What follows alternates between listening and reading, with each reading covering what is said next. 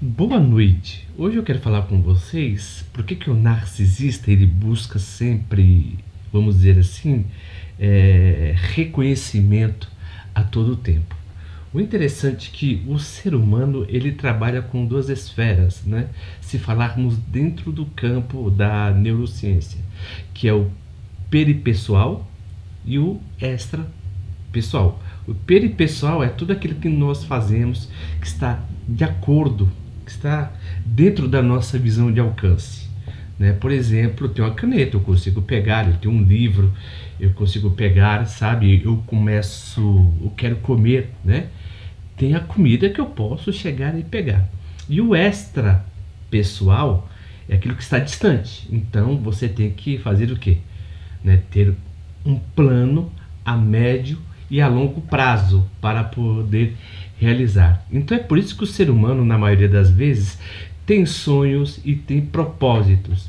E isso, na verdade, estimula a dopamina, porque a dopamina ela não é a molécula, vamos dizer assim, o neurônio, né, do prazer, mas sim do estímulo. Então isso faz o que?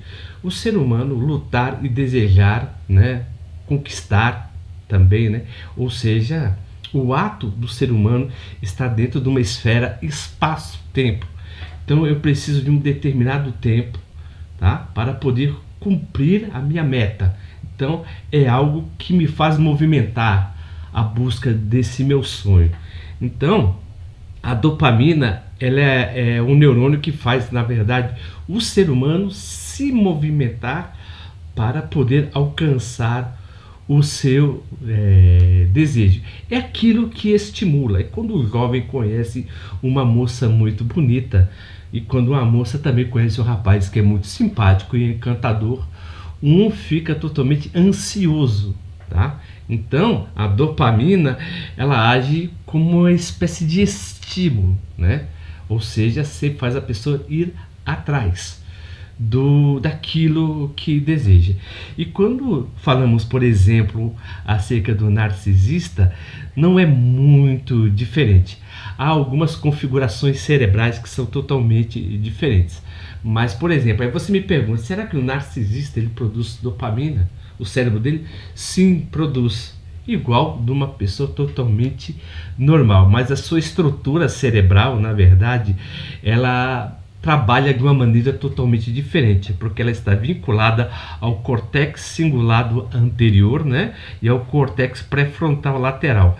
Então, tanto essas duas áreas do cérebro, né, ela tem uma importante regulação na emoção do ser humano e que faz ele ter um papel que é totalmente social e emocional. Então quero falar, por exemplo, do complexo, né, na verdade, não, do córtex pré-frontal dorsolateral, né? Ou seja, ele está regulado no campo da emoção. Ou seja, ele sempre está envolto na nossa relação para com o outro, né?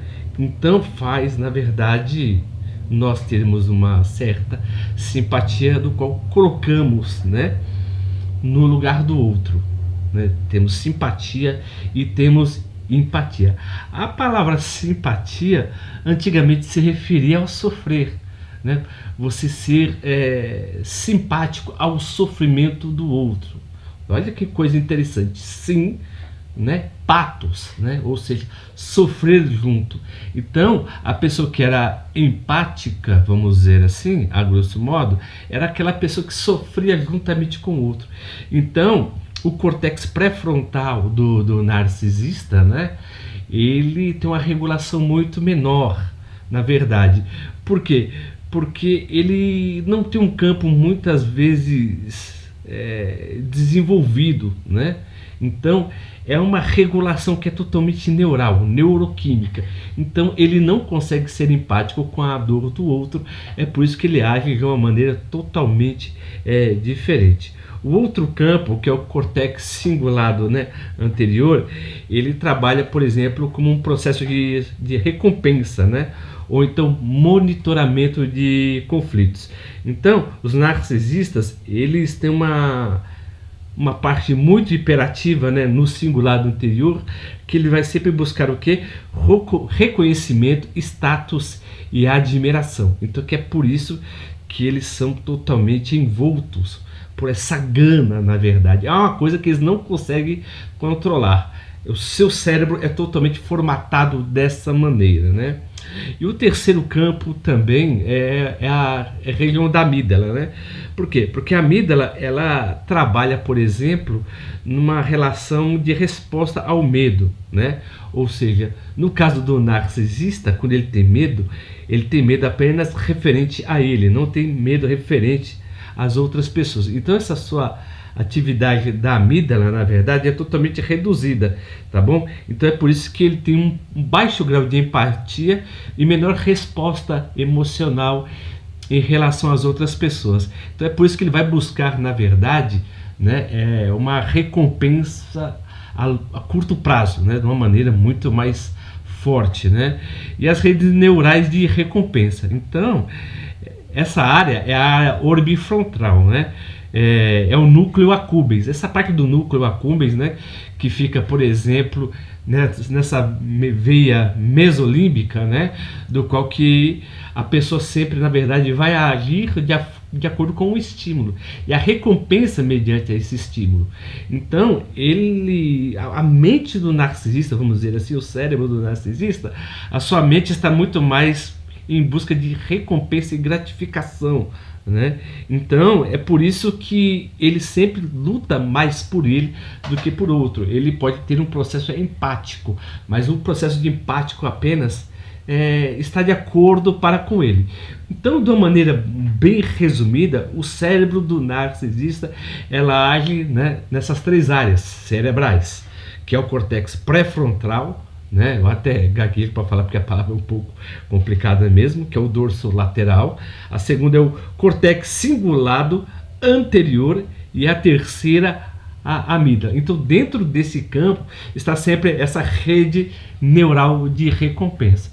Então, muitas vezes você pergunta: puxa, será que o narcisista ele pode mudar? Ele não muda, na verdade. Ele é configurado, né, para não mudar. Então é aquela coisa, né? Pau que nasce torto morre torto, né? Mas eu digo assim, por uma configuração cerebral, né? Não é uma configuração que é estritamente moral. Por quê?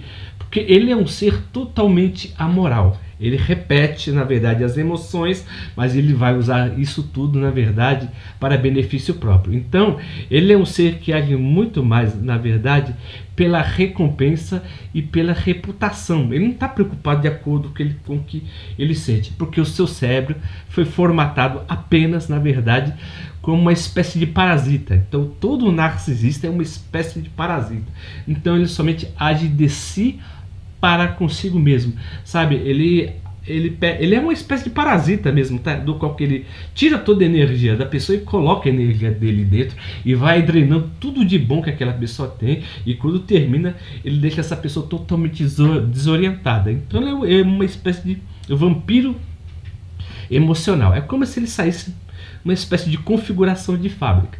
Então o narcisista ele não muda, o cérebro dele é configurado dessa maneira. Talvez daqui a algum tempo, né, alguns estudiosos, né, pode estudar e verificar se há uma maneira, na verdade, de reconfigurar, na verdade, o cérebro de uma pessoa, mas que está, por exemplo, no seu estado embrionário. Ainda estamos no ano de 2024. Talvez daqui a 20, 40, 60 anos, 80, isso pode até acontecer, porque o ser humano, na verdade, ele está evoluindo, né? Mas assim, tem um livro que é muito bom, que é La Mettrie, o Homem-Máquina, né? Esse filósofo, ele diz que as pessoas, antes de se formarem juízes, na verdade, as pessoas teriam que se formar em filosofia, né? Por quê? Porque algumas pessoas nascem estritamente sem nenhum tipo de bondade no coração ou no cérebro, vamos dizer assim, porque elas sempre foram reprogramadas ou programadas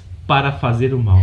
Então é por isso que La Mettrie, né, um filósofo que foi muito odiado no período do iluminismo, ele sempre bateu nessa tecla que o homem precisamente é uma máquina. E algumas máquinas saíram fora da sua configuração. Então, algumas pessoas não são típicas para viver em sociedade. Tá certo que todos os narcisistas, todos os psicopatas são narcisistas, mas nem todos os narcisistas são psicopatas. Então, há certos tipos de pessoas que, quando se relacionam, apenas elas agem de acordo com a sua configuração cerebral. Se vocês gostaram dos vídeos que eu estou postando, por gentileza, se inscrevam no nosso canal, aperta o botão das notificações e dê um joinha. E como sempre, viu, eu agradeço o carinho e a atenção de todos que nos têm acompanhado durante esses 2 anos. E até o próximo vídeo.